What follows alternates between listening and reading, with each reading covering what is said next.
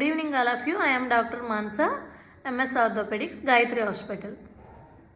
ఈరోజు మనం దేనికోసం మాట్లాడుకుందామంటే plantar fasciitis, medical term plantar fasciitis. But patient కామన్గా ఏమని చెప్తారంటే గుత్తుల నొప్పులు. అంటే ఏమని చెప్తారంటే ఎర్లీ మార్నింగ్ మేము నడిచినప్పుడు మేడం, అదే మొదటి అడుగు వేయగానే చాలా నొప్పి వస్తుంది, అసలు నడవలేకపోతున్నాము. కొంతకాలం అలా వార్మప్ చేయగానే కొంత టైము నడవగలుగుతున్నాం మేడం, అప్పుడే కాక ఫ్రీ అవ్వట్లేదు. ఏదన్నా కొంతసేపు మళ్ళీ హాఫ్ అన్ అవర్ కూర్చొని మళ్ళీ లేవగానే ఎక్కువ పెయిన్ వస్తుందని చెప్తున్నారు. దీనికి కారణాలు ఏంటి? అధిక బరువు దేనికైనా, అసలు మోకాళ్ళు కానీ ఏది అరగడము, అసలు లెగమెంట్ అరగడం, దేనికైనా ఫస్ట్ అధిక బరువు అనేది దేనికన్నా కారణం. ఫస్ట్ అధిక బరువు.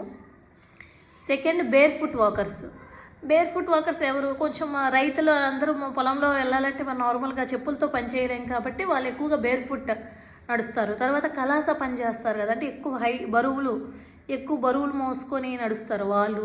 తర్వాత ఎక్కువ స్టాండింగ్ పోచర్లో ఉన్నవాళ్ళు, ఎక్కువ స్టాండింగ్ వర్కర్స్ అంటే షాప్ కీపర్స్, వాళ్ళు ఎక్కువ నిల్చొని కదా షాప్ కీపర్స్ ఉంటారు, వాళ్ళలో కూడా ఇది ఎక్కువ ఉంటుంది. మళ్ళీ ఇంకా కోమార్బిడిటీస్ ఏంటి?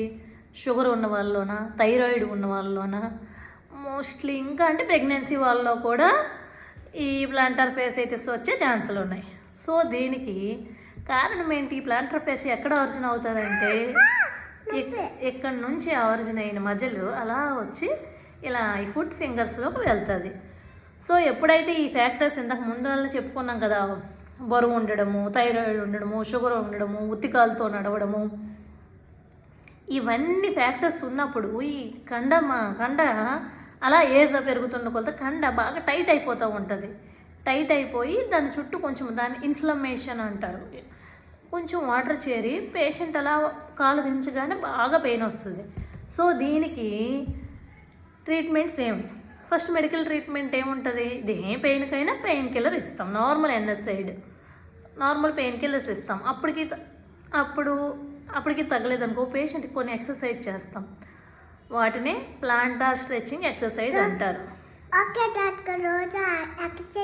చేస్తారులేండి.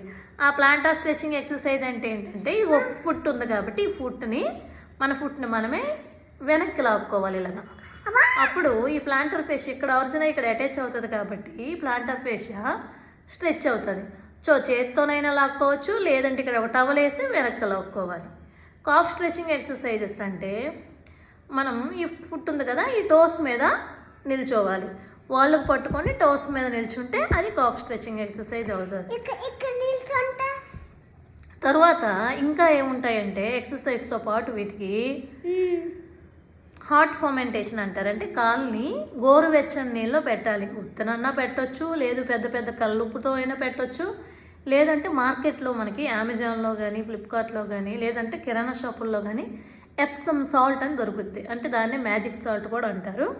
అది వేసి కాలు పెట్టుకుంటే కొంచెం నొప్పులు తగ్గే అవకాశం ఉంటుంది. దానితో పాటు ఇంకేం చేసుకోవచ్చు? దీనికి సిలికాన్ హీల్ ప్యాడ్స్ అని ఉంటాయి, అవి కూడా అమెజాన్, ఫ్లిప్కార్ట్, మెడికల్ షాప్లో ఉంటాయి, లాక్కోవచ్చండి. సిలికాన్ హీల్ ప్యాడ్స్ ఉంటాయి. అవి ఏంటంటే వీటిని ఇదిగోండి, మనకి పెయిన్ఫుల్ పార్ట్స్ ఏముంటాయో వాటికి తొడుగుల్లాగా ఉంటాయి. అంటే మనం షూ లోపలలో కానీ చెప్పుల లోపలలో కానీ అవి కవర్ చేసి ఉంటుంది. దానివల్ల ఈ ఎక్కువ బరువు అన్నది కుషనింగ్ ఎఫెక్ట్ వచ్చి మనకు ఆ పెయిన్ తగ్గుతుంది. సో చెప్పులు మార్చుకోవాలి.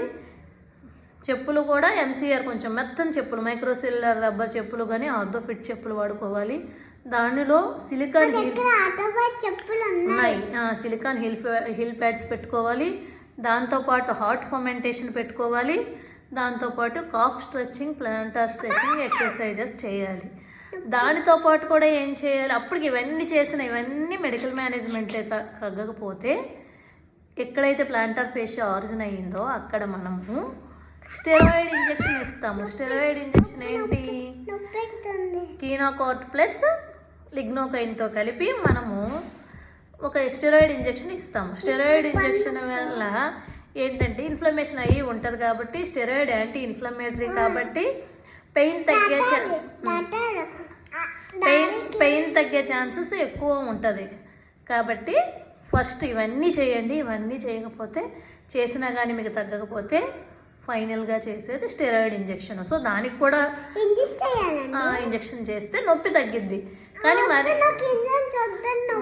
మళ్ళీ అది రిపీట్ అవ్వదని చెప్పలేము. సో రిపీట్ అవుతుంది కాబట్టి సో మనం ఏం చేయాలి, ఫస్ట్ బరువు తగ్గాలి, లైఫ్ స్టైల్ చేంజ్, చెప్పులు ఇంట్లోగా వేసుకోవాలి, బయట కూడా వేసుకోవాలి. సో థైరాయిడ్ కంట్రోల్ చేసుకోవాలి, డయాబెటీస్ కంట్రోల్ చేసుకోవాలి, తర్వాత కరెక్ట్ ఫుట్వేర్ వాడాలి, తర్వాత సిలికాన్ హీల్ ప్యాడ్స్ వాడాలి. అప్పటికి తగ్గకపోతే అప్పుడు మనము మెడికల్ ట్రీట్మెంట్ వెళ్తాము. ఇక్కడ ఇంజెక్షన్ అయినా ఇస్తాము, లేదంటే ఎక్స్ట్రా కొంతమందిలో ఎక్స్ట్రా బోన్ ఇక్కడ ఫామ్ అవుతుంది కాల్కేనియం నుంచి, దాన్ని హాగ్లాండ్ డిఫార్మిటీ అంటాము. అది కొంచెము అది మరి బాగా ఎక్కువయ్యి ఆ లెగమెంట్ని ఇరిటేట్ చేసినా కూడా నొప్పి వస్తుంది. అప్పుడు దానికి ఆరోగ్యశ్రీలోనూ ఉంటుంది సర్జికల్ ట్రీట్మెంట్, ఆ బోన్ని తీసేయచ్చు. ఓకేనా? Thank you. Please like subscribe and share.